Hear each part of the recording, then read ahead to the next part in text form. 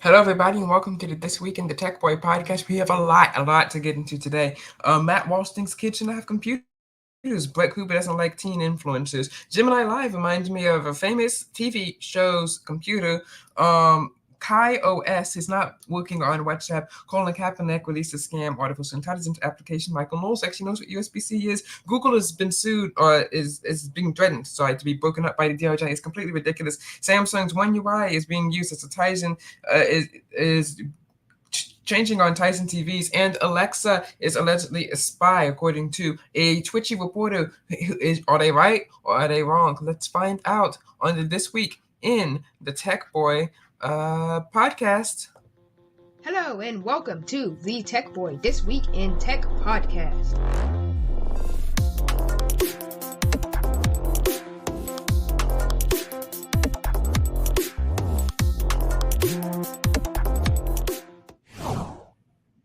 All right, so we have so much to get into today. Also, we have a lot that went on TheTechBoy.org. This week we published two new episodes or articles on SSA Declassified, the GNN Christmas movie, and The Calm Before the Storm. And on TheTechBoy.org, we published the Junk for Profit dumb phones, where I eviscerate dumb phones and parental control applications. Expect a full article about that. Teenagers suffering notification overload, part of last week's podcast episode, and I go more in depth on that. And I also talk about this to be reloaded because I talk about GCam and yeah, there we go. Gemini Live is terrible at spy stories and how that has to do with SSA, LTW, GCam, and the Razor and all the likes of that. But we have a lot to get into today. So let's talk about Gemini Live first. All right, so for those of you who don't know, Gemini Live, we talked about that last episode, is a tool that allows you to talk to Google Assistant, Google Gemini, live, without, saying the wake up word or anything like that. So and this reminded me, I was thinking of a TV show that I saw called Project MC Squared, which coincidentally has a GNN in there in 2017, 6 years before I created it in real life and for the SSA LTW series. So if you want to know what I'm talking about, go there. So Project MC Squared has this notebook called Addison. It stands for something. I think it stands for Advanced Intelligence Digital Notebook or something like that. But the Addison Notebook / journal is portrayed by a notebook taped to an iPad, but it can do so much more, as you'll see from this clip. It's a 3-minute clip, I think. Here, let me make sure I have the right video. Hey guys, do you like Disney Plus or TV shows like Stranger Things? How would you like to be on one? Be one of the first. Project MC. Oh, yes, this is the right one. Good morning, Michale. So this is Addison, and that is her emoticon. And as you can see here, it is very obviously a iPad that's been cut into a notebook. So let's get into what Addison has been doing, and I'm going to compare and contrast Addison versus Google Gemini. This school's a little smaller than the one on my last mission. Might be harder to blend in. You can never blend in, Michale. You're way too awesome. You're way too nice. I know.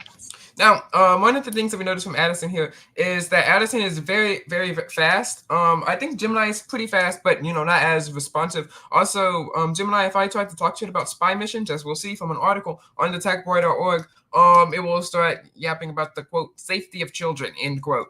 You don't need friends. You have me. I'm so sorry. Didn't mean to crash into you. Let me help you with that. Thanks, I got her. No phones, no chip teeth, no split ends. I'm fine. Perfectly fine. I'm fine too, Michale. Who said that? Said what? Also, it's interesting because this show was taped in 2015. So, I mean, Siri existed, so maybe she could have passed it off as that, but she didn't. Addison, how is that helping me to blend in? You're right. You're right. Notebooks don't talk. Also, the animations and technology here, Gemini still doesn't have that yet, though that could probably pretty be added on. I mean, that's like 3 emoticons that is just swapping through, zipping lips and stuff like that. But Addison does get better with time, as you'll see in the series. Aware of Agent McAllister? My dad works at Space Inc. And we did investigating of our own, like swapping out M's pen for a video monitoring device. I never had any reason to suspect it was a camera pen. And I used an old family recipe to get her fingerprints off her pen. Interesting. Innovate needs new recruits. If you're interested, I'd like to test. Oh no. Addison, our location's been compromised. I need you to locate an actual Innovate safe house where no one can find us. For you or for you and those girls? Now, Addison. Now, as you can see here, Addison has her own personality and is upset with her not being friends with her anymore, being friends with those of the girls. Also, it's able to tap into databases that aren't public as well. Gemini cannot do that yet, nor can it get attached to you emotionally. Notebook talks. My organization researches all my new schools before I arrive. They said you're the 3 smartest girls at Maywood Glen Academy. The 3 smartest? Not too shabby. Not surprised. I'm surprised. A talking notebook? It appears the insignia in question is the corporate logo of an international cybersecurity firm known as Black Star. All right, so Gemini does have image processing technology that allows it to scan stuff in, though it is very, very bad. So I'm going to pull up Gemini here, and I'm going to take a picture of my microscope here on the desk, and I'm going to ask, what is this? It's very easy. Google Lens can find it, so I'm attaching this, and I'm going to type in, what is this? No, not the live version of Gemini, of course, but this is whatever. What is this? And it's loading. It tells me it's a digital microscope with the built-in on the screen. So it is okay at that. However, it doesn't have any links or anything like that. Also, it tells me it's for industrial applications, which this is a $50 or $80 microscope. No. Education, maybe scientific research, sure. But it cannot do stuff like that for my screen for some reason, because it says it's able to search the screen. I was thinking that'd be nice, AI-powered circle to search. If I see like an outfit for Ava Harper, who had one of the best reels of all time on there. Hello, A, it's going well. Who had one of the best reels of all time, in my opinion. We're going to show that on the screen soon. Unfortunately, it didn't work. So image processing generation technology still not as good yet. Still cannot generate pictures of humans yet. So no Ava Harper from Gemini, because Ava Harper's white, and they had that whole scandal about not generating white people. Perfect job for Addison. She matches voices flawlessly. Aw, love you too, bestie. Hi, Cam. It's your dad. Call me back. Mimic my dad's voice and say, Charles Coyle, access code, Echo Mike Charlie 2. Charles Coyle, access code, Echo Mike Charlie 2. All right, so obviously Gemini can't do that. It wouldn't do that. It'd be like, it's against my rules for this. And also Gemini cannot clone voices, though other applications can. So it is possible they could have done that, just not with this computer, which is actually turning out to be very useful. It's very conversational. Gemini isn't able to do any controls and stuff like that. It's not able to really do anything. It can just tell you stuff. Congratulations, Agent McAllister, on closing the case of Prince Xander. We got the same jacket. So that is Addison compared to Google, Gemini, and some of the other artificial intelligence assistants. So let's say that you wanted to use Gemini for your own spy mission. Let's say you wanted to start your own Project MC Squared. Yeah, sure. Let's say you wanted to start your own Project MC Squared club, and you have Gemini. You're like, yes, I grew up seeing this on TV. It's time to bring this to the mainstream. Can I do it? No, you can't. It won't even write you a nice spy story. So I was chatting with Gemini Live. You can go see the entire chat on the images at the beginning. So here's the chat. So I was talking to her about computers and research on the internet, and it told me that people use computers and espionage to crack codes and send messages. And once I asked it to help me set up my own spy agency, it told me to set up a website. And then I asked it to tell me a spy story. And this is, again, from the person who runs SALTW, talking about the Rizray, GCAM, teen dating threat to national security, claims the high school capital will be stormed by Maverick. Never in 1,000 years would I have said that you can catch kids cheating on a test using a drone. That doesn't make any sense. How could you catch kids cheating on a test using a drone? How? And then it told me to hack into the security cameras. Yeah, sure. Totally realistic that you can hack into security cameras and catch kids cheating on a test. And then I asked it to tell me a story about a high school president spy for an election, and tells me it cannot for safety reasons or whatever. So Gemini will not listen. It cannot create and generate sprite stories, not even close to the level of SSALTW. So I guess my job is still good. Then if you want to read the full chart, you can read this. Thank you, Samsung scrolling screenshots. But also Gemini just got very annoyed. So right now it's still Addison 1, Google Gemini 0, and I'm pretty sure Copilot and Google ChatGPT would not do that as well. So the spy stories are really bad. So I don't think it would be as good a spy as Addison was in Project MC Squared from 9 years ago. So get better, Gemini. Get better, Copilot. Get better, ChatGPT. Now I have to go in and defend Google. Google is being threatened to be broken up by the DOJ. Bunch of idiots. Absolute ridiculousness. So let's see if I can pull it up here. Let's see if I can pull it up on the screen. I have to go over here. So I talked about this earlier in the week, and I said I was going to slam the people behind this decision. It's terrible. Hopefully this doesn't come to fruition. Hopefully it's just, a bunch of yapping. I have to go into advanced search for this. But the people behind this decision apparently don't know, what they're talking about or anything about tech, which is fine, right? You weren't elected to, police in technology or something like that. You were elected to, enforce laws, not, create the next iPhone. So that's fine. That's what I'm here to do, right? You weren't elected to have, Gemini or whatever. You weren't elected to. Come on.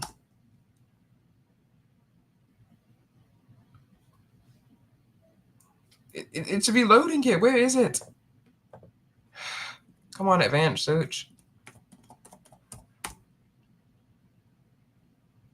Did I bookmark it? Hopefully it's in my bookmarks, because I'll never find this. It's so hard to find stuff over on X. October 7th, October 5th, October 3rd. Nope, I didn't bookmark it. Oh, here it is. Oof. Yeah, dang. So, according to Michale Roshman, wait, hopefully you guys can see the screen. Where's my? There we go. Why did I chicken out? Because right now it's a tech podcast, but if you want to figure that out, you can go over to gotquestions.org and figure that out for yourself. All right. Now here we are over on x.com, TheTechBoy.org. All right. So Michael Rashman says that Google confirmed that the United States DOJ is seeking, among other things, to force Google to split off Chrome and Android. And I said, what a stupid, that's stupid. Stupid government. Literally anyone can make an Android phone. Google's integration is why I use Chrome. I'm using Chrome right now. Do Copilot buttons have to come to Mac? The Samsung have to use open source DeX. I mean, this is stupid. Absolutely ridiculous. Oh, you can't even see it. There we go. Yeah, there we go. Absolutely ridiculous that Google is having to be broken up by the DOJ. Is going to be seeking to be broken by the DOJ to force Google to split off Chrome and Android. Why? Who thought that was a good idea? I'm begging you, why? Okay, let me tell you how bad of an idea this is. Okay, Google does not own Android, right? They kind of own Android, but anyone can make an Android phone. I mean, literally anyone can make an Android phone. Not iOS. You don't see them going after iOS. Okay, we are not the EU here. We are the United States of America, not the European Union. Okay, it's the EU's job to go mess up iOS for no good reason. Android, anyone can make an Android phone. If I had enough money, I can go make an Android phone if I wanted to right now. TCL can make an Android phone with Blackberry. Unihoods can make with a keyboard. Unihoods can make an Android phone with a keyboard. People can make Android phones that have walkie-talkie stuff. Android is, without a doubt, one of the most open operating systems on planet Earth. Okay, why aren't they going after Windows? You cannot modify Windows and put your own little skin on it. Tizen, One UI, whatever Xiaomi uses, or you can just use stock Pixel. Even make your own ROMs. And you may be saying, well, the government doesn't want people to have Google applications on their Google. preloaded on their phones.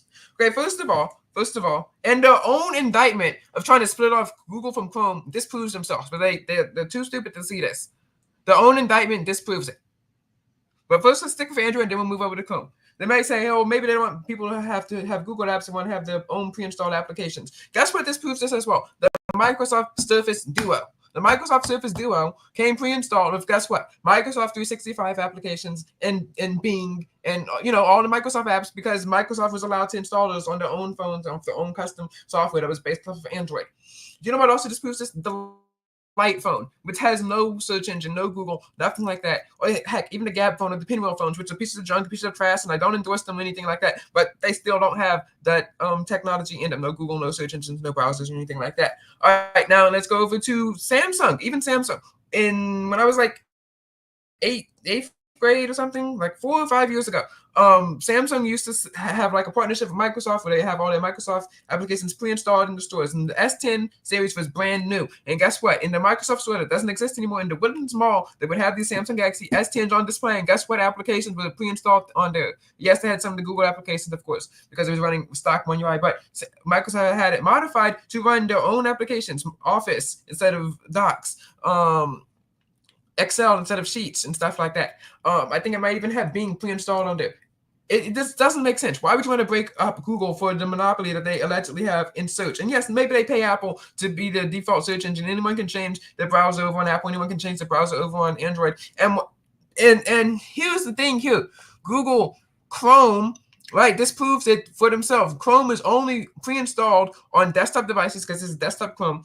It's on Chromebooks, which are basically web portals, so they're not going after that. The number 1 and 2 operating system in the world will be Windows, Chrome OS, and Mac OS, I think. But I think Mac OS is, an actual operating system compared to Chrome OS. So Windows and Mac OS have about 90% of the desktop market, and yet Chrome is the number 1 browser in the United States. That isn't a monopoly. Okay, it's just that Chrome is better. Do you know what the number 1 pre-installed browser in the United States is? Edge. And do you know what the number 1 search in Edge is? Chrome. Which this proves that users can't change their own search engines or change their own browsers, because they are obviously using Edge to do the one thing that they like to use it for, and that is to download Chrome. And trying to break up Google with Chrome, which will make Chrome worse, will make Google worse, and it's not going to make Edge any better because Edge won't have any competition to go with.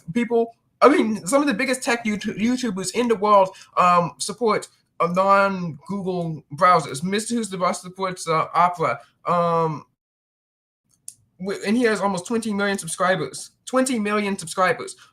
Chrome is not a monopoly, or Google's not a monopoly because it's bad, or because they're forcing it on people. It's only pre-installed on 10% of computers, and yes, it's pre-installed on phones. But if you want to, if your company is smart enough and invest enough, like Samsung, you can have your own default browser, Samsung Internet. And if your users are just marginally smart enough to go use the Play Store and download TikTok, they can download Edge, they can download Firefox, they can download Opera, they can download Bing, they can download any of these browsers.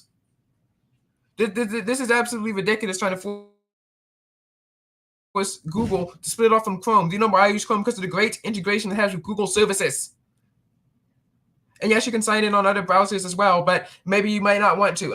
Even Edge back in 2020 had this weird vulnerability where it made it easier to recover Google accounts from Edge than it was to recover Google accounts from Chrome. They fixed it, but it's not existing. It doesn't really exist anymore. But still, I like to use the browser that I like to use. I'm not being forced to use this browser. It's not even pre-installed on 90% of the computers used worldwide. Do you know what the number 1 browser on Macs is? Safari. And guess what? People go and download it themselves. They go out of their way to download Chrome. Not monopolistic practices, and this is ridiculous. It's like a DEI program, but for technology. You're trying to force, some of the little browsers at the bottom, to get used more. For what? For what? People are still going to use Google. People are still going to use Google. In trying to break up Android couldn't get more open if it wanted to. You can install APKs. You guys got USB-C. You want a phone with the headphone jack? Well, A16 doesn't have that anymore, but you want a phone with the headphone jack? You used to be able to get one of those things. Android is the most open operating system in the world. You have phones ranging from the Galaxy S24 Ultra with 4 cameras and 12 gigabytes of RAM to phones like the Light phone, which has an e-ink display and no apps. Would you think Apple would allow that to happen? Do you see the DOJ going after Apple? Do you see them trying to break up Apple? And if they try to break up Apple, I would yell at them too. Because trying to break them up is absolutely an asinine, stupid decision. It doesn't make any sense. It doesn't. Why would you try to do that? You mean users are not stupid. They can download their own applications if they want to. The reason they use Google, the reason they use Google Lens, the reason they use Google Assistant is because they like it. Android is allowed to have its own programmable side keys. Back in 2018, 2019, and 2018, 17, 18, 19, Samsung had their own dedicated Bixby buttons. And I like them personally. I didn't own them, but I like them personally from afar. But people didn't, so they removed them. Yay, free trade, capitalism.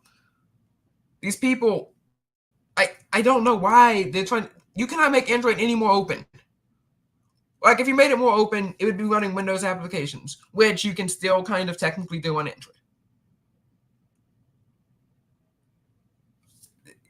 It's ridiculous. You have better things to be fighting right now. Like, literally better. You're going to make it, A, harder for users and consumers and potentially even more unsafe. Especially if you try to put all these third-party app stores like preloaded on here. And stupid Epic, suing Google as well for stuff like this too, and Samsung. This is an insult to users. It's an insult to Google.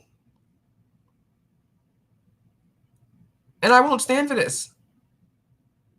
I will not stand for this. How much more open do you think Android can get? And Android's not even profitable, without Google. Do you want to go back to the days of, Blackberry OS?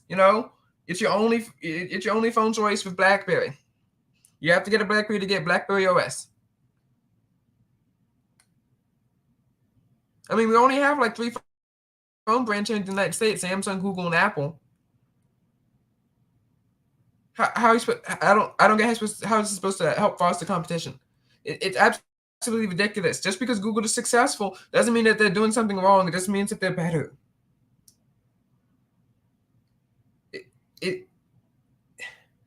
It's ridiculous. It's ridiculous how Samsung. I mean, how the DOJ is trying to emulate the EU.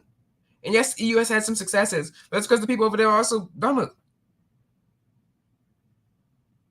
Yeah, they got USB-C onto iPhones, and now they're trying to sue to get, some of the Apple Intelligence and some of the Apple share screen features over there. But that's going to take away some of Apple's competitive advantage. I mean, if it's up to them, they might mandate that all phones have styluses in them.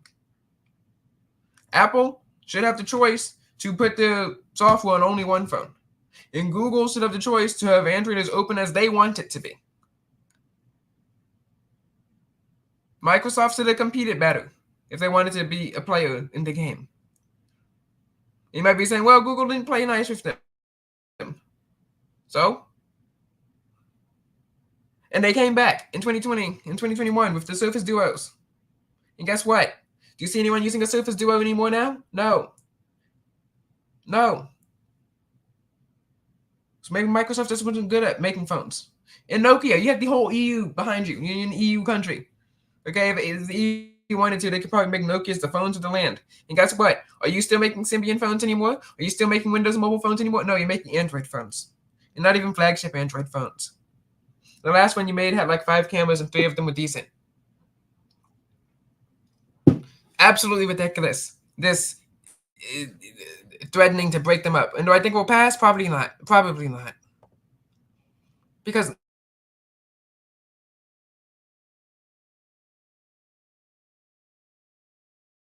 no one unpass it. Or maybe it'll get feed. I don't get why this is happening. All right, now we have to get to our next topic. Alexa Spy. Alexa Spy. So a Twitchy reporter, Twitchy is an amazing website. Twitchy, I mean, their business model is elite. They literally go online and they have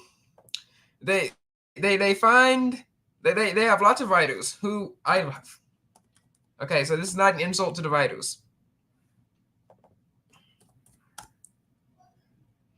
they have they have they have like lots of writers. I don't know how many.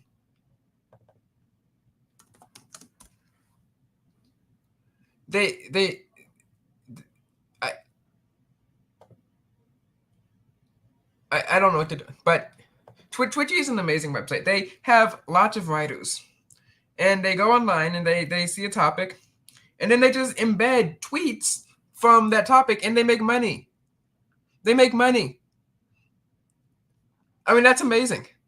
That is the most amazing thing ever, and I applaud them for it. I applaud them for it.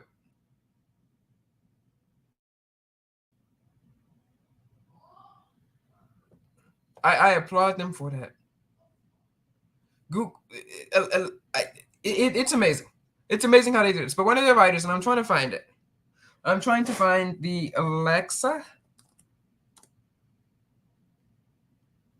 Here it is. So, Alexa, Amy over at Twitchy, who I do not dislike. Okay, we mutuals. Okay, she said that her agent, her secret agent, and this isn't a knock on you. I did my own, little investigation. She said that her secret agent, actually woke up and spoke on the Alexa, and she said that someone was, talking to her through the Alexa, and I pushed back and was like, "What do you think that it's pretty inefficient to have, government agents sitting at each original Alexa and someone listening all the time to hear like what Twitchy secrets or something like that?" And then she was like, "Are you suggesting the government is wildly inefficient?" I said, "Well, not that inefficient." And we kind of have this banter here, right? Whatever. I mean, they're kind of inefficient enough to, have time on their hands to go after Google for being a decent company who makes decent products. But I don't think they're as inefficient to sit around and listen to your Alexa bedtime stories at night. I just doubt that. And I went back in time, and when Alexa was kind of brand new, and it says that there was some strange voice heard over Amazon Echo, right? Because if you're going to suggest that the government's inefficient, you might suggest that they might have made the same mistake, again. Right, I don't think you're the first person that your agent has spoken to. So I did some research here, and I picked the two domestic spy agencies here in the United States of America, which is the FBI and NSA, and I did some rounding here. They have about 60,000 agents, and that may sound like a lot until you find out that Alexa has sold over 130 million Alexas worldwide. 130 million Alexas worldwide. Now, I could not find any statistics to the amount of Alexas sold here in the United States from 2015 to 2024, nor could I find the amount of new Alexas that were sold. But I'm just going to say half of those Alexas were here in the United States.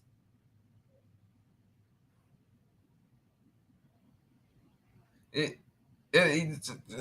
just going to say it's about 130, yeah. So maybe 70 million, 60 million Alexas were sold in the United States. You still don't have enough agents. Even if we throw the CIA in here, you can throw the DOD in here, you can throw the entire federal government here. There are not 130 million federal people, okay? The government does not hire, a third of the nation, okay? So we've easily disproven here that, a personal agent is not sitting there listening to, Amy herself's Alexa, right?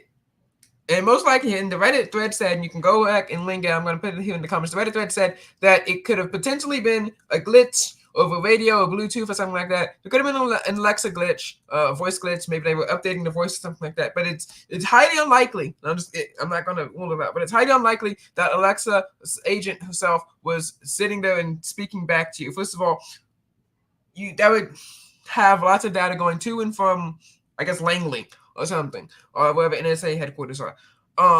They'll have so much data going to and from, and you know full well that the amount of people who don't trust Amazon and stuff like that, some of them would have had some little Wi-Fi antenna scanner thing, and found that data packets were getting sent, there would have been some scandal.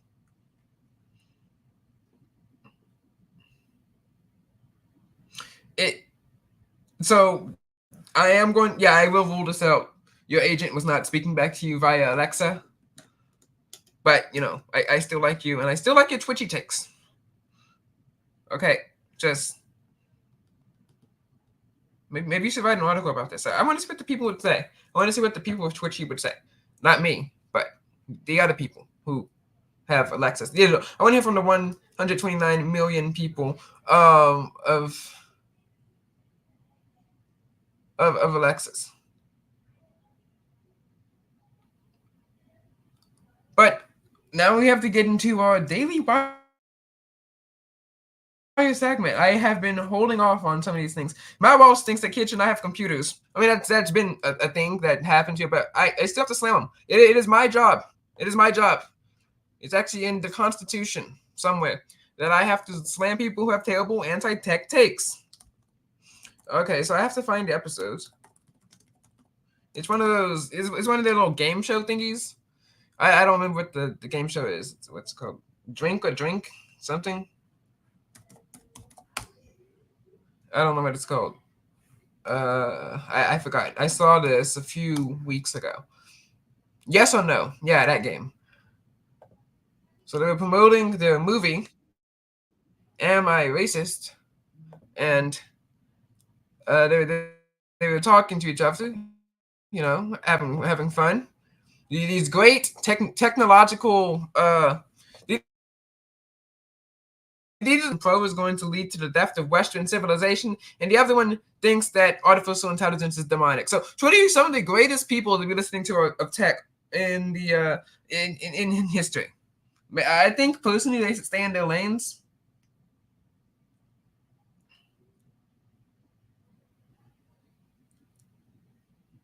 But to each their own. I mean, sure, maybe I don't stay in my lane, but when I get out my lane, I don't hit any cars and come up with terrible takes like this. And as I was listening to this episode, I should have it keyed. Here it is. There we go. Biden. Okay. So let me make sure. Check audio here. So thank goodness I timestamped it. I'd be over here searching through the transcript. So let's listen to what they're saying. Oh no, it was Kathy Hochul. What? Let's go back. I said Biden. Was it Biden? Okay. Oh wait, no, not that clip. Not that clip. Let me clip here. All right, here we go. They all know. Yeah. Okay. Just didn't know what a computer is or ideas. Yeah. Or a DMV is either. Oh yeah. So the question was about the some governor or something.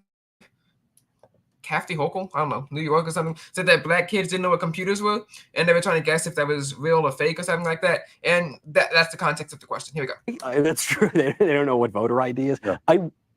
I kind of wish kids of all races didn't know what a computer is, but they all know. Yeah. Yeah. What kind of a ridiculous take is that?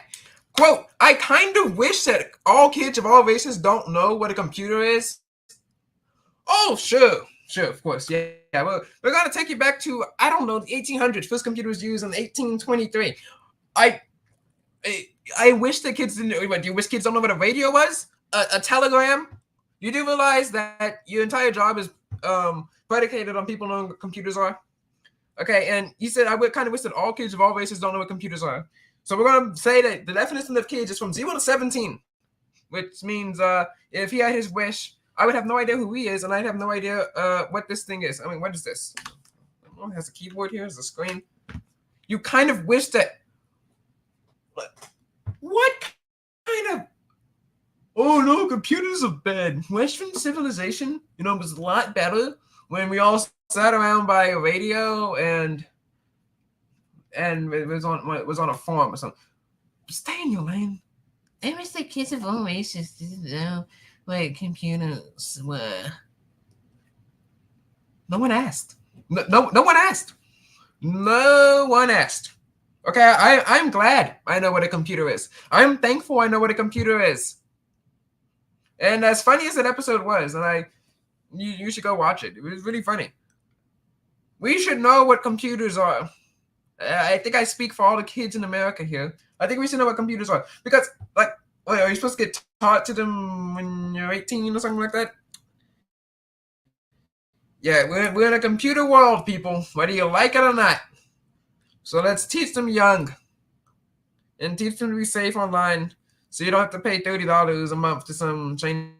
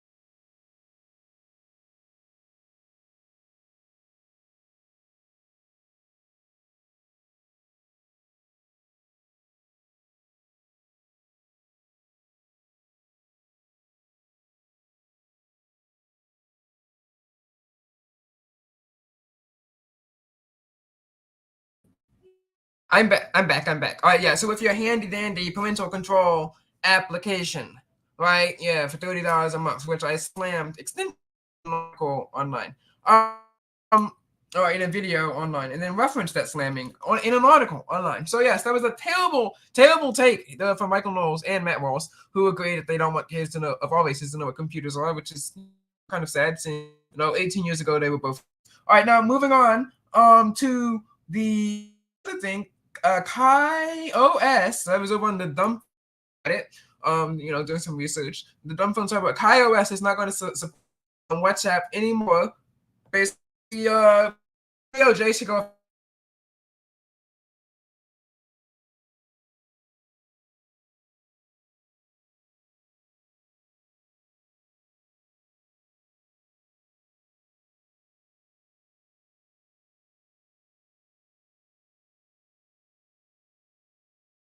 All right, we're back. We're back. Yeah.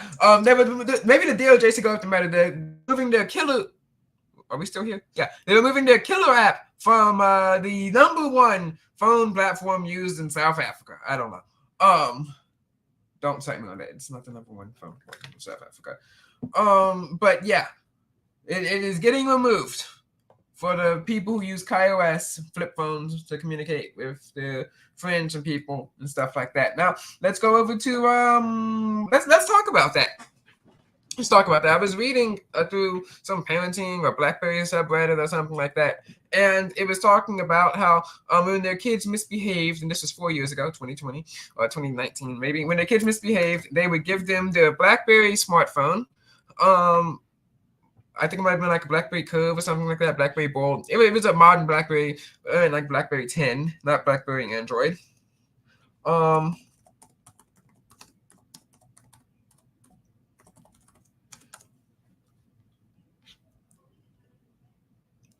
And if they kids misbehave, they give them their Blackberry phone,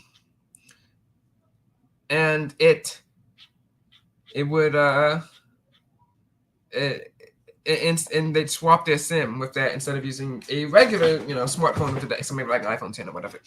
And that got me thinking, like, how have phones really changed? Because this Blackberry phone, the aspect ratio probably might have been the best for social media scrolling, which is what teens tend to do on their phones a lot. The camera might not have been best for candid videos. Everyone knows, like fight videos, and stuff like that. But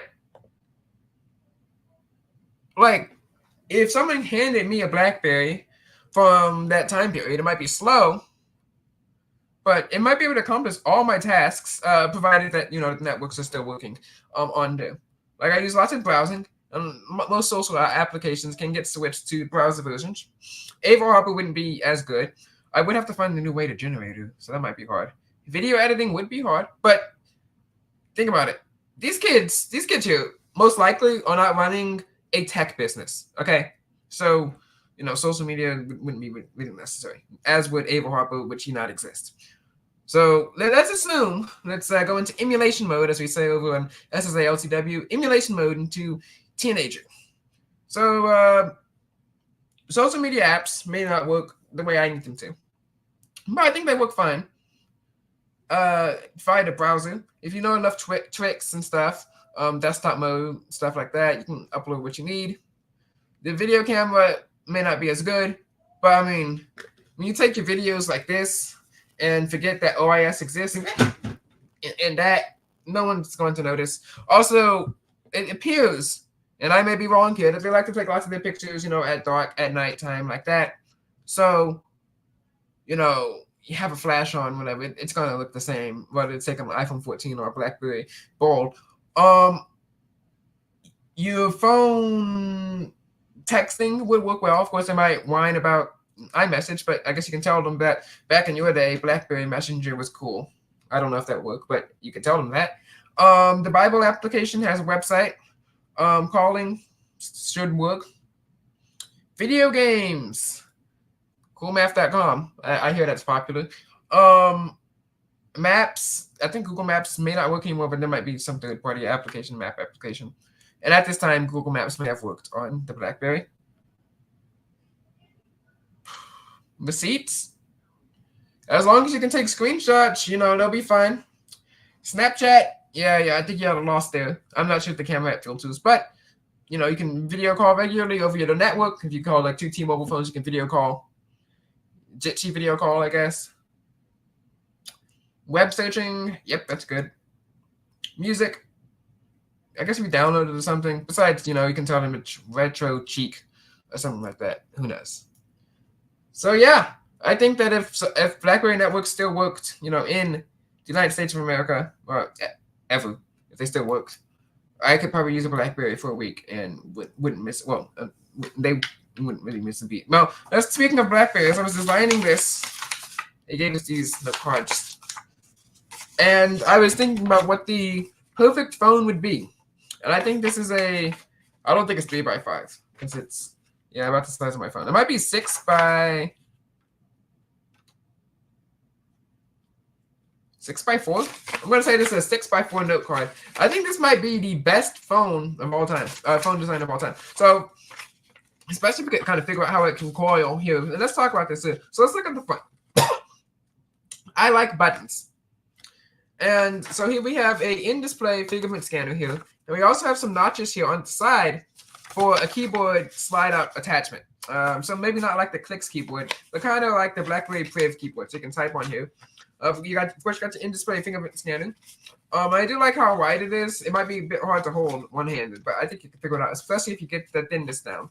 And then you have lots of buttons on this side here, there and there, and there and there. And they also double as clicks so that you can have everything in laptop mode in tight. Now, over on the back side, we have wireless charging coil, of course. Of course, we got the Google Pixel 6/7 camera bar design, but we do have a zoom there. And then I thought about we should have a TOF. Sorry, time and flight sensor here, or maybe LiDAR. We need 3D scanning to come back on phones. And of course, a heart rate scanner. So this is basically like the BlackBerry, I forgot what it was called, but that really flat Passport. Yeah, the BlackBerry Passport. New design, of course, runs on Android, DOJ. No hole punch camera. Actually has a bezel on the top, a bezel on the bottom for audio, speakers, of course. In-display fingerprint scanner, a keyboard, the best cameras, and a nice wide display screen. So guys, what do you think? This is the kind of stuff I come up with when I'm just sitting around. All right, but when other people are sitting around, they come up with other stuff as well. So we've already talked about Matt Walsh, Michale Knowles thinking that kids shouldn't own computers or even know what they are. They should just like read a book or something. Let's talk about Michale Knowles knowing USB-C. He knows what USB-C is. He said it in the joke yesterday. We'll get to that. But there was another tech take. I forgot. Oh, yes, Brett Cooper. So Brett Cooper is Gen Z. Brett Cooper should know better. Ish. All right, so here we go. I'm going to see if I can find a video. I mean, at least CA didn't claim that Apple Vision posed a deaf Western civilization. He does think that artificial intelligence is demonic. That might just be that might just be like a little skit. So I'll give her that. But she had a video about teen influencers. I hope I can find it. But if I can't find it, I will just say I'll just summarize it here.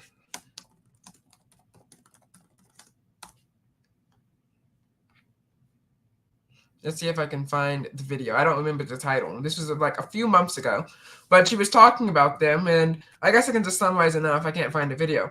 She was saying that it's like these 12, 13, like those kind of teen influencer girls. And I don't know how they do it. I don't know why they do it, but it's pretty impressive. It's pretty impressive either way, if you like or dislike their content. I mean, if you're 12 years old, 13 years old, and you're able to put together some dance video or something, and people are asking you, for sponsorships and stuff like that, as much as the dance video probably sucked, and as much as the dance video was terrible, that is legitimately good that you're getting paid money, legitimately making money just for, a dance video. I mean, that is a good That is a good thing. Brett Cooper didn't really like that. She said that kids were all trying to chase like likes and hearts and stuff like that, and that back when she was a kid, which was 10 years ago, or like 8 years ago, or something like that, she didn't have a phone, but she had like the MacBook thing, and I didn't know MacBooks could do this. I guess this is why MacBooks are so popular over on, say, like old Nickelodeon TV shows, iCarly, Pale Books, Zoe 101 or whatever.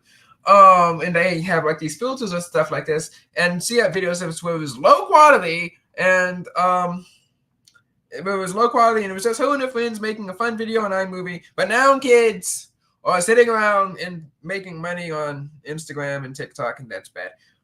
Yeah, no. Okay, first of all, the reason your videos were low quality wasn't because you didn't care, and maybe it was because you didn't care, but it's because you were using a MacBook webcam, and the best phone that you had at the time, if maybe a friend came over and they had a phone, was an iPhone 4. Average phone for kids now is iPhone 13, 14, 15. So no matter how hard you try, the camera quality is going to be better than whatever. Okay? This webcam stream is going to look better than, say, a 2006 MacBook that you used back in 2011. I'm just saying. Second of all, they're making money, and maybe some of the kids may not make money, but I don't think we should ban it outright, right? Some of the kids may not make money, sure. Some of the kids may get upset, sure. But man, the internet is slow here. Eating dirt. Okay, I haven't been watching enough of her. Sure, but it's ridiculous. It is ridiculous. We should not ban it because it makes sense. Let's not ban social media because a bunch of kids got upset or whatever. I mean, they're making money. I mean, without them, you wouldn't have a job. I mean, that was literally your job, reacting to videos. I'm sorry. Let's see how I can find the video. I'm still 1 month in. But yeah, we're not gonna make it there. The internet here is way too slow. All right.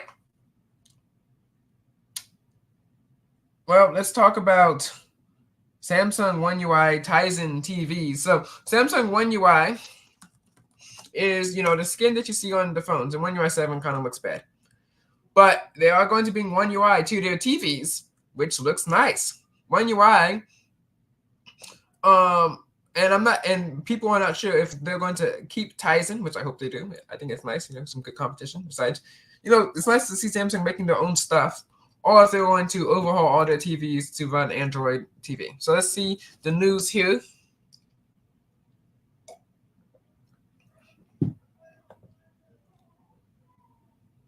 Come on.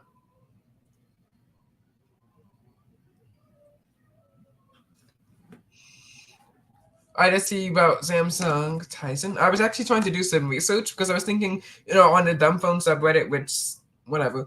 I was thinking about what would happen if they all use Tizen phones, because Tizen doesn't really have any apps. But here we have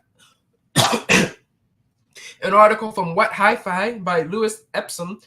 Goodbye Tizen OS. Samsung is switching to a new TV operating system next year. And they say that the TV OS, which appears like this, and hopefully it's not slow. I haven't really spent time with Samsung TVs. I spent time with LG's WebOS, but not really Samsung Tizen OS. That it's going to appear like the Samsung Galaxy S24 Ultra and Tab S9 Ultra and all these series, right? So you might get the icons. Well, I hope it's the icons that you get on like the gallery icon and stuff like that. Hopefully you get the icons that are on One UI 6, not One UI 7, because I do not like those One UI 7 icons. And of course, you can change them back on the phone, but on a TV, TV is just a TV. So yeah, hopefully they fix that as well. But yeah, Samsung One UI Tizen is coming to it's coming to TV. So guys, what do you think about that? Do you think Tizen should be coming to TVs?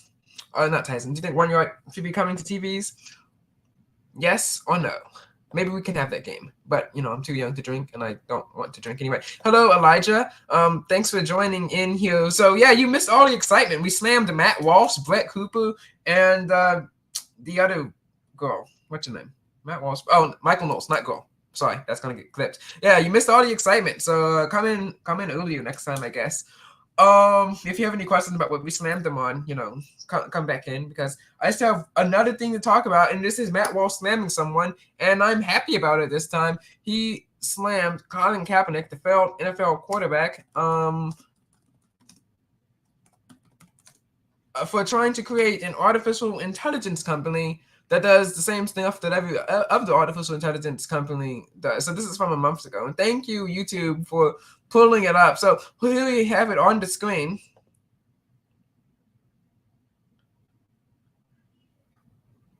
Wait, he complained that Tom Brady has a career, but he didn't. Okay, sure. Anyone with the basic knowledge of NFL history could, you know, explain that. But here we go. It's because he won games. That's why. It didn't disrespect the flag, but whatever. Here we go. And this is a technical. Well, last heard from. So I'm going to analyze it from a technological perspective, not the DW. They deserved it. They had it coming. Michale Knowles and Matt Walsh, what you said, they wish that kids of all races did not know what computers were. Yeah, they deserve that. Okay, they deserve every word that came out of my mouth, and even more. All right, here we go.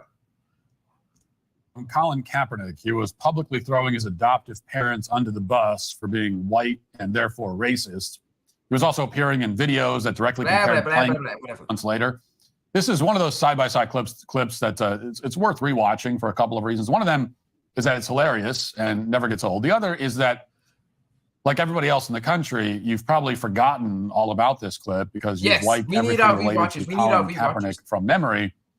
So just to refresh our memories, here's a little side-by-side comparison. I want you to understand. Oh, yeah, whatever. It's just stupid slavery video. Okay. But we're not here to analyze him. We're here to analyze his stupid AI company, which is practically a scam and a waste of money. Come on. Another ad? Whoa. Lead a team to a championship. And that's your message right there. But if there's an Michigan? NFL scout, any member of an NFL organization watching you today, what is your message directly? Oh, there we go. I'd be a great slave for you. I'm really well equipped to be a slave. Just get me up on that auction block, and I'm there. And let's go win a championship. Okay, let's go win. I'll beat the other slaves. The other slaves got nothing on me. I'll defeat all the other slaves in the slave competition, and I'll frankly be the greatest slave. I'll be the best slave. I still could be one of the best slaves. So that's him summarizing the video. But we're 3 minutes in. We still haven't even got to the product. There's really no way to come back from a clip like that. Once you compare a career in the NFL to being a slave, and it was around this point that BLM types started to realize. Could we get to the point? My gosh. Dude. But Cap was unfazed. He did not retreat into obscurity. Yeah. So finally, he retired from the NFL, but let's go. Preserve whatever dignity he might have left. Instead, apparently, he set his sights on rejoining the NFL. That's what Cap says he's been doing for the last 2 years, trying to get back into the league that dumped him nearly 8 years ago when he was a middling backup quarterback. So here's an interview with him. This video quality is very middling because it's on my backup Wi-Fi. From just this week. And again, this guy's like 38 years old now. Here's what he said. I don't care what he's saying. This isn't a football podcast. A major moment to step back into to being a slave again. Get back out on the plant. Let me tell you what $5 means. I don't care what $5 is going to do. $5 allows $5. us to. All right, moving on. Gee whiz. We're never going to get to the point of this video. Would be. Come on already. Oof, the internet here is. It'd be a major moment for me, major moment for the plantation. Right.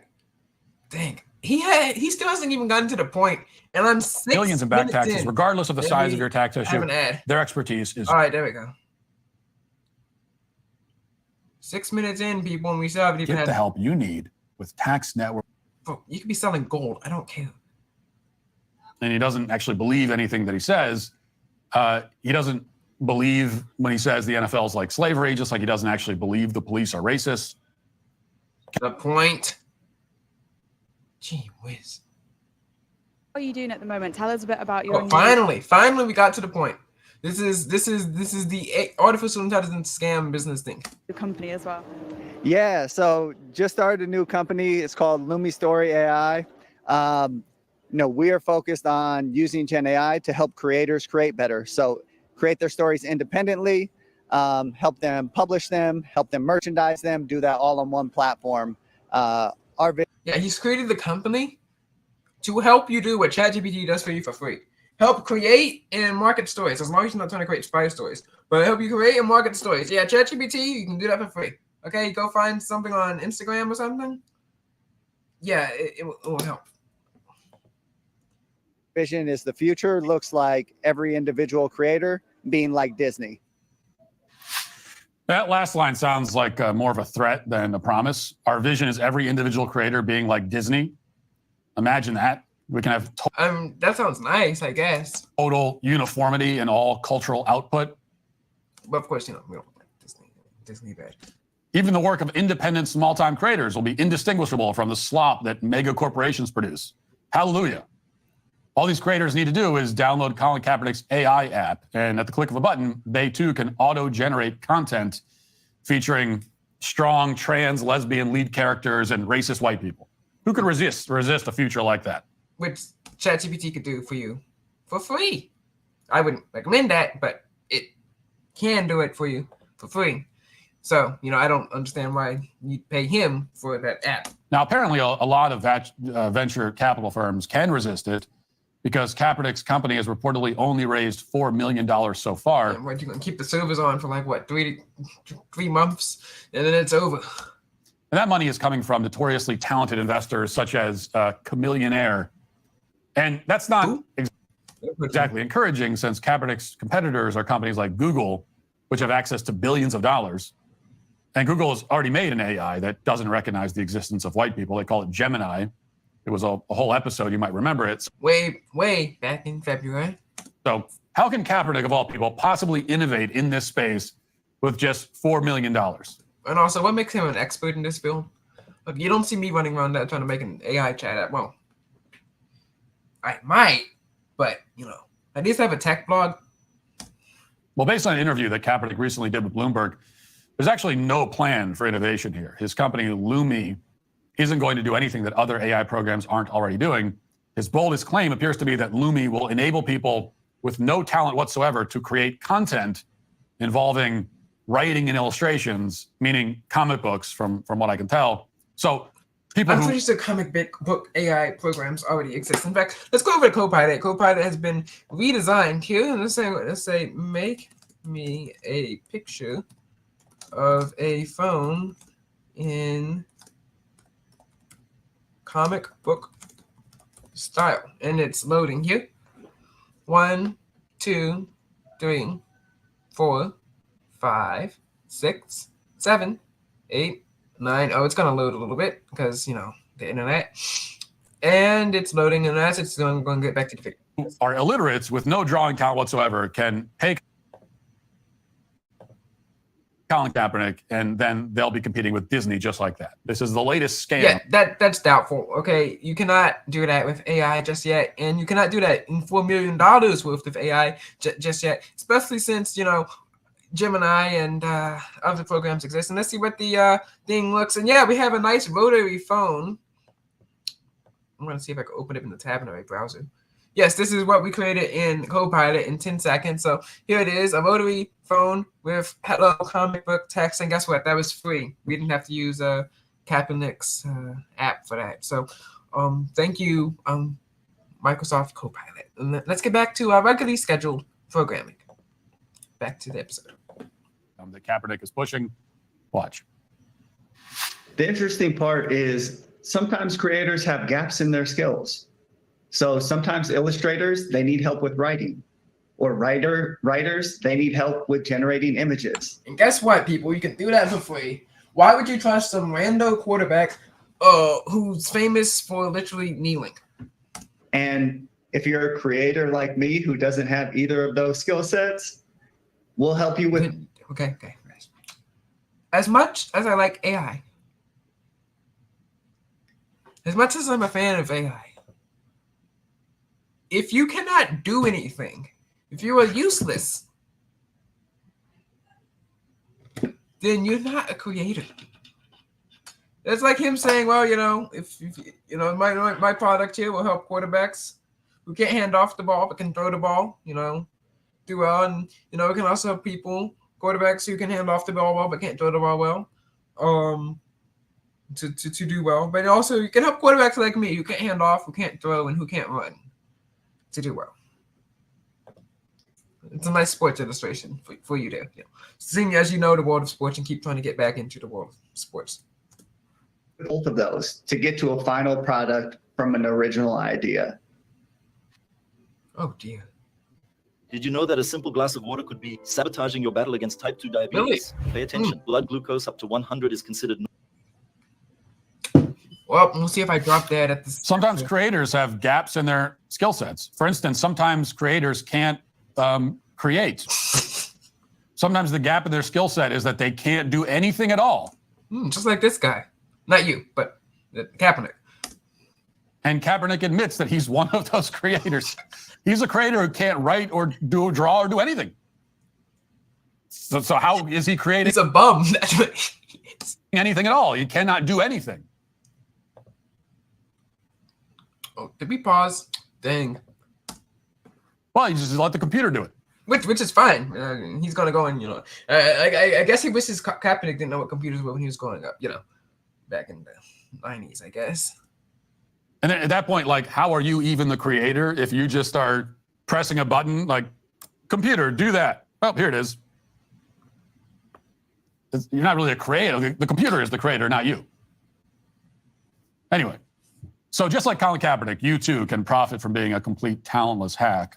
You will not profit, but okay. You can make millions of dollars without having any skills whatsoever. Millions of dollars. You'll make more than the company has in 4 weeks.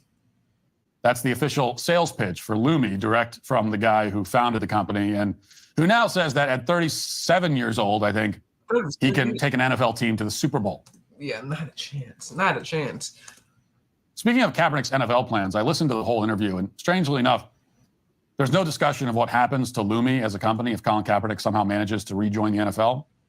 Wouldn't that be a big problem if the company's founder gets picked up and makes a run for the Super Bowl? Seems like a material issue for potential investors to consider, but nobody cares because everyone, including Kaepernick, knows that that's not going to happen. He will never play in the NFL again, and he knows that, but he can't stop himself from lying about it. And that's unfortunate by itself, but the bigger problem for Kaepernick is that his faux victimization grift seems to be drying up. That's why he's reduced to shilling for AI companies like every other talentless con artist in the Bay Area. And whoa, dang, oof. That might be a positive sign for the rest of us. Kaepernick chose to be a racial martyr instead. I know he's going to do his analysis here. So now let's do our analysis into Lumi AI, and let's see what it does differently and how much it costs compared to off-the-shelf AI companies, which I wouldn't call those people talentless grifts. Lumi, do they still exist? Oh wow, they couldn't even make it to the first page of the first search result of Google, which is sad. So here is Lumi AI, the acclaimed artificial intelligence program, much acclaimed for all $4 million of it.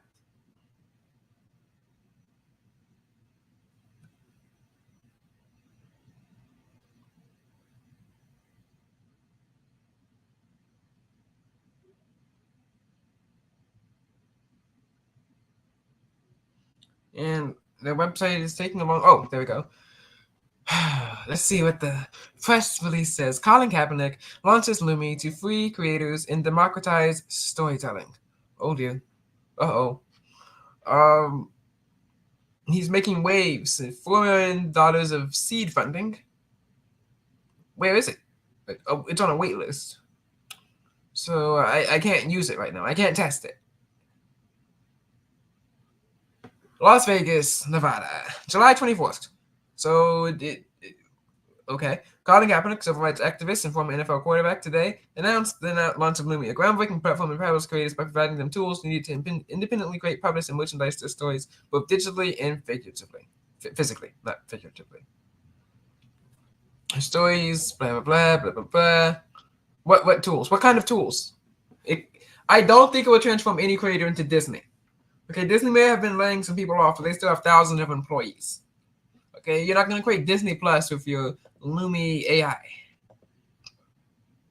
Lumi responded out to barriers Kaepernick discovered publishing his own works. Yeah, probably because your work sucked and no one wanted it. Oh, you can't even see it. There we go.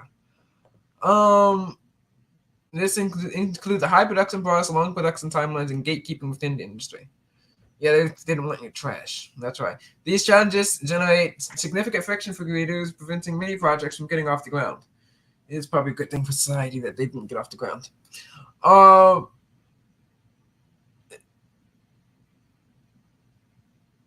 blah, blah, blah, blah. There we go. The company plans to focus energy on comic books and graphic novel creators first, and market for the need of multiple creative skill sets.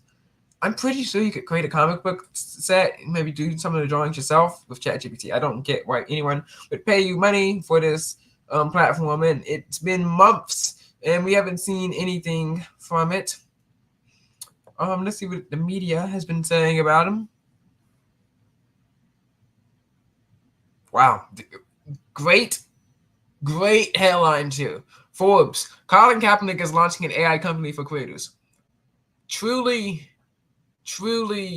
one of the greatest. One of the headlines. Colin Kaepernick launches a new AI startup. Why Colin Kaepernick is starting an AI company? All right, let me summarize the article. He's broke and he needs something. He needs money. Colin Kaepernick lost control of his story. Lost control? Yeah, probably like he lost control of the ball and fumble. And maybe got benched. Colin Kaepernick raises $4 million of funding to release this. And that's it. So, yeah, I don't think this guy is going to lead AI into the next frontier of human civilization. You know who is leading AI into the next frontier of human civilization? Not Kaepernick, but Musk. Elon Musk is doing that, and I want to bring that up on the page here with the new Tesla and robots that we have, and we have yet another video from Matt Walsh. He's getting roasted here today, I guess. I don't know, not roasted. I mean, two out of three. But first I want to show you some of the videos of the self-driving cars, of electric cars, and just because, you know, the robots and electric cars are cool, I still do not want them. Well, the robot, but not the electric car. I'm not a fan of electric cars. We've been through that last episode. I should have clipped it.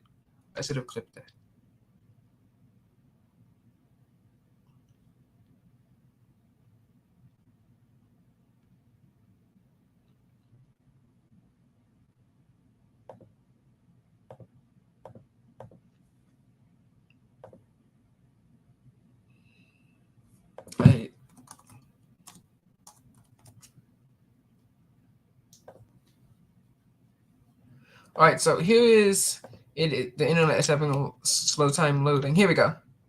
This is the interior. This is from Elon Musk. The interior of the new autonomous van from Elon Musk. This is from Tesla. Sorry, it seats 11 people, I believe. This is the interior of the van. What do you guys think about this? So, as you can see, the seats here. Interesting that there are no seat belts. Maybe it's just the concept, but this was released. You can see them in public. They actually drive. And to some of the people, J-Rig, everything, who are annoying and hate Elon Musk, they are yapping about how the self-driving modes haven't fully rolled out to Teslas yet. And the problem with that thing is that Waymo and companies like that only have self-driving in about 4 cities, I believe. 4 cities. Elon Musk has to, map out every road ever and stuff like that. And here is the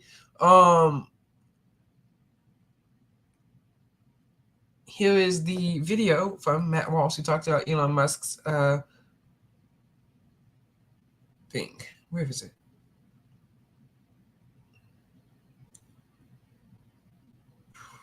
Was it 2 days ago or 1 day ago?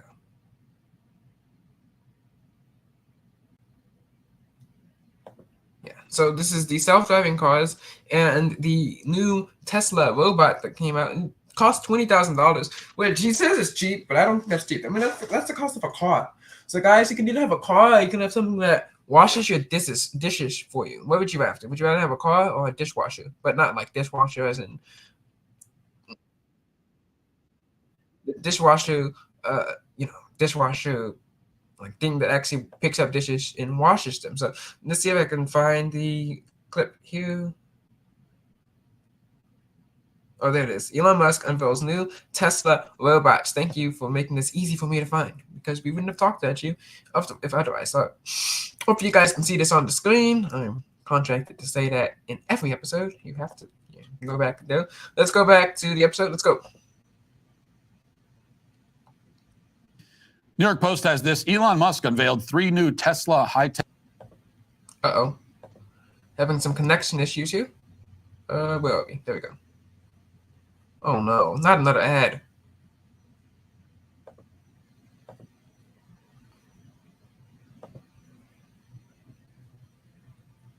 Come on. Tech products, including a surprise autonomous passenger van at a highly anticipated event in California. Come on. Today. 20th Thursday night. Musk rode up to the stage in a long-awaited driverless cyber cab that Tesla was expected to showcase during the evening, titled We Robot at Warner Brothers Studios. And that cab was the thing that I just showed you, the interior of. But a never-before-seen 20-person robo-van and the newest generation of Tesla's humanoid robots also made their debuts during the reveal, which was live-streamed with more than 3.6 million viewers at one point. Tesla deployed 22 two-door fully autonomous cyber cabs for the driverless, so the driverless vehicles that were unveiled, which are probably, especially in the near future, the more significant things. But I think what's getting even more attention are the humanoid robots that he unveiled as well. And he said that these robots, I don't know when they're going to be available to the public, but he said that they'll cost somewhere between $20,000 and $30,000, which is pretty cheap. That's less than a lot of people pay for a car. Musk told the crowd, "So what can it do? It'll be able to do anything you want." Talking about the robots. It can be a teacher or babysit your kids. It can walk your dog, mow your lawn, get the groceries, just be your friend, serve drinks, whatever you think of, it will do. And we're going to see some clips from that soon. So here's some video of here are the robots, the robot army marching in to getting ready to enslave mankind. Let's watch. And as you can see, we started. And I don't think they could enslave mankind walking, at 2 miles an hour. I mean, look how rigid they're walking here. With someone in a robot suit, sort of down, and then we've progressed dramatically year after year. So if you extrapolate this, you're really going to have something spectacular, something that anyone could own. So you could have your own personal R2-D2 C3PO. And I think at scale, this would cost something like, I don't know, $20,000, $30,000. Probably less than a car, is my prediction long term. I wonder how you charge them. It'll take us a minute to get to the long term, but fundamentally at scale, the Optimus robot, you should be able to buy an Optimus robot. Also, that plant looked fake. So how much did it cost to fill your tank? Almost $100. How much is the car payment? $140. Who asks people questions at the gas station? For, I think, probably $20,000 to $30,000 long term. So, and what can it do? It'll be able to do anything you want. So it can be a teacher, babysit your kids. It can walk your dog, mow your lawn, get the groceries, just be your friend. I wonder if it could drive. People are talking about how it could do that in one of those autonomous vans, feed the dog. And serve drinks. Whatever you can think of, it will do. And there's a Tesla car right there. And maybe I can put up an image of the Tesla van. Not terrifying at all. That's the good news. True, not terrifying. Fact check. So there you see the robot army and planning their takeover of the human race. And then there's this video that there are a few videos like this circulating from this event. This is someone having a conversation with one of the robots. The audio, I think, is I wonder not what kind of AI it's based off of. not great, but you can hear the robot's side of the conversation. Let's watch a little bit of this. Optimus. It's insane. It's even talking. Say hi to my friend John. John? Where's John? Right here. Oh, hello, John. How are you? I wonder if the robot has cameras too. It's crazy. I'm talking to a robot. From San Jose. Probably from where you were born in Silicon Valley. Wonderful. Where do you live in San Jose? Do you live in Almond Valley, or do you live in Santa Teresa area? No, I live in Los Gatos. Los Gatos. Oh, wonderful. Yeah. Nice area. Where do you live? Beautiful hiking I hear out there. There is. Where do you live? He is very yappy. I live in Palo Alto at the current moment. Figures. Yeah, this is awesome. That's where they train us. That's where we get our builds, and that's where we work with a wonderful group of people. What's the hardest thing about being a robot? Trying to learn how to be as human as you guys are. And that's something I try harder to do every day, and I hope that you will help us become that way. Well, awesome. Nice to meet you, Optimus. You as well. Okay. So, guys, what do you think about that? That's a human speaking through the robot, isn't it? That's not actually the robot. That isn't AI carrying on that conversation. There's some disagreement about this on Twitter, but I have to assume that's not AI. That must have been, it's like someone I think it's AI. remotely controlling the robot, and so it's a human voice that you're hearing. Way too sophisticated. I mean, if that's actually AI, then we're doomed. This is not. Yeah. I mean, like, don't even make any plans for the future. The end is upon us if that's actually AI. I don't know. I think it seems like that's someone else speaking, like through a there's a speaker on the robot. But it's if that is AI, it's terrifying for two reasons. First of all, I don't want a robot in my home that makes inane small talk. You know, you hear the robot saying, "Oh, it's great hiking over," and like, shut up, robot. I'm impressed that a robot can do that if that was actually the robot, but I also want it to just shut the hell up. Yeah, and that's why he'll be the first one killed in the alleged robot revolution. All right, now let's go over to what else do we have here today? Well, that's all we had on our list. So let's go over to SALTW and let's get through the articles here. I have downloaded every article onto my computer. I tried to have ChatGPT analyze it for all the jokes in the article. Did not do a good job. But here's the article that we promised we were going to release on Sunday, and then we re-released it here on October 6th. So hopefully you guys can see this on the screen. There you go. Nope. There we go. The GNN Christmas movie. So this is our headline. Here we have Denver and GCam here, who are in the hacked GNN studio, and Denver is coming to rescue them. That's the plot of the movie here, and you have so much here. GNN HQ places Ava and Maria, 3, 2, 1 action, which is an accidental joke. And then we have our verse of the day and stuff like that. So make sure you guys check that out. And we also have the rise of Sienna in the calm before the storm, where Sienna strikes back, and we leave off the cliffhanger right there. Lots of jokes in there.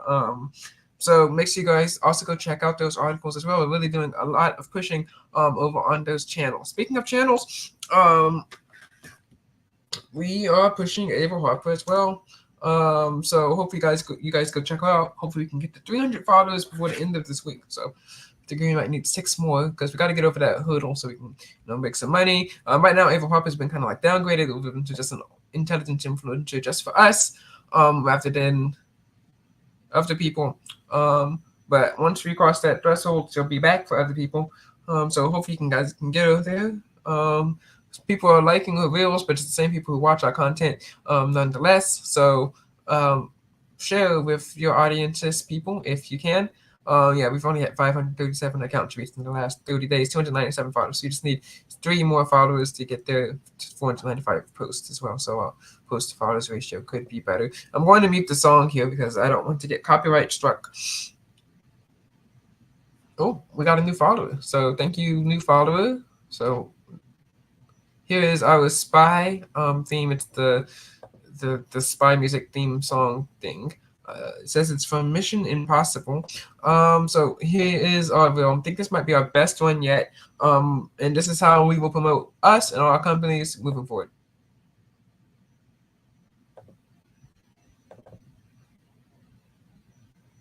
Well, we'll promote them with working video and audio. It's just that this internet is not working well. Hopefully the internet here. Let's see if I can switch back to regular Wi-Fi and see if it's working. Come on, Instagram.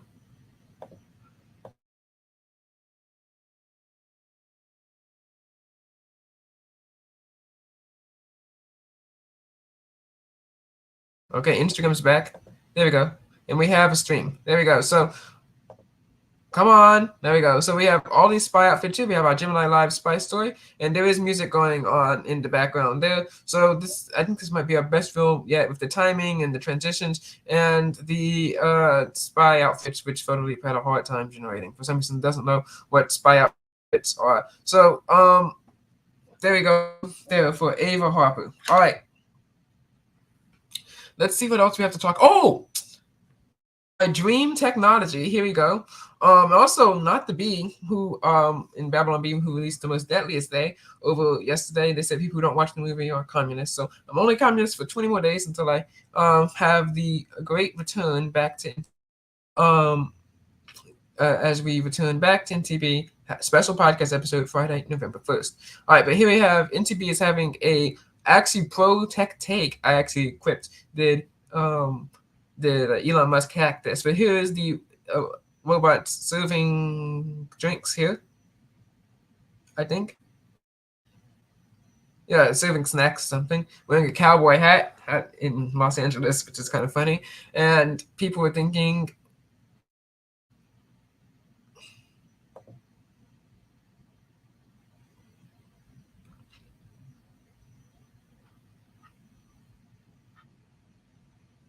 and people were thinking about thinking that very big. It's basically NTB is calling this the culmination of the personal computer. And NTB says back that humans are getting worse at their jobs and robots are getting better. And this is what the Windows.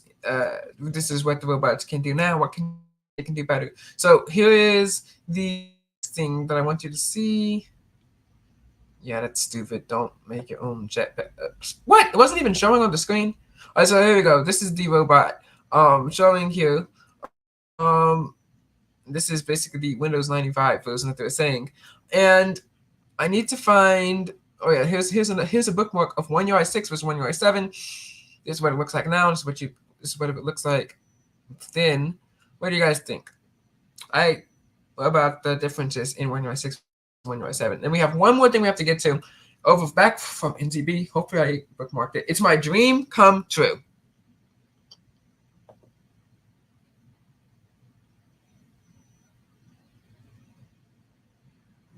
So Pim Eyes, smart glasses, and some Harvard students came together and did something smart. Well, they used Pim Eyes, didn't actually do it.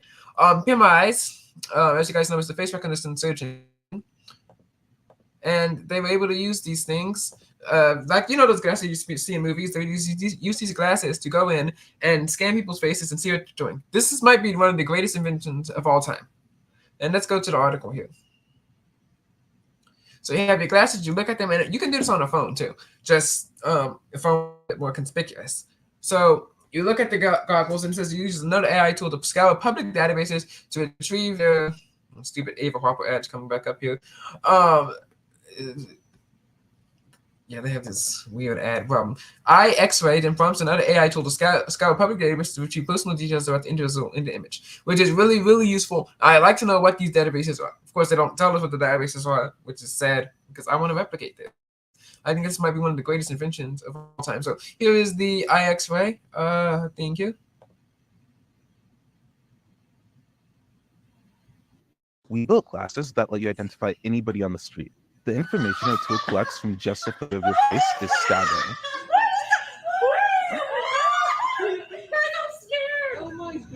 To use it, you just Oh, so scary. Stuff that would have been really easy, just a little bit more work from PimEyes. put the glasses on. Then, as you walk by people, the glasses will detect when somebody's face is in frame.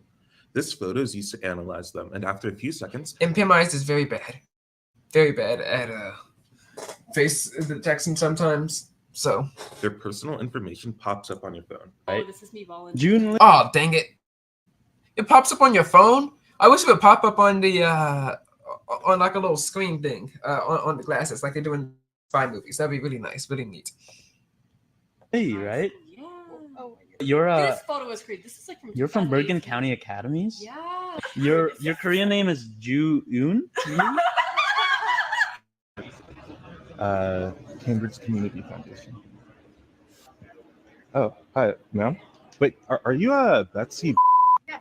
Oh, okay. I think I met you through like the Cambridge Community Foundation, right? Yeah. Yeah. It's great to meet you. I'm Kane. Neat. That's epic. That's epic. One of the greatest tools of all time. I'm glad that they invented this. Hopefully code gets public sourced and stuff like that. I'm going to go look into that. Maybe we can build it ourselves. What do you think, guys? Do you think we can build this technology ourselves? One of the greatest technologies of all time. And I know we have so much more to get into, but I have so much to clip into because this was a uniquely DW episode. So, God bless, and tech talk to you later. Bye.